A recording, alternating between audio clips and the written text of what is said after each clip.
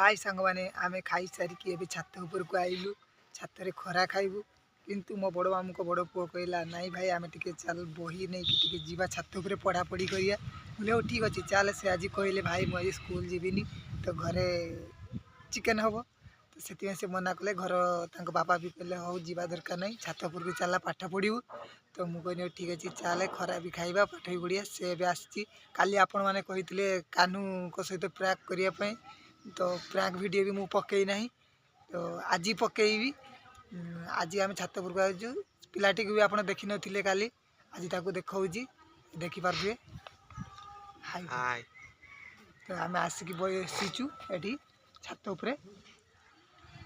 कानू तुमको गोटे प्रश्न पचारि तुम कह हाँ पचार तुम तो काली पढ़ी स्कूल रे भी पढ़ी ट्यूशन रे भी पढ़ी हाँ तो मुझे पचार तुम कहल टिशु क्या कह जाए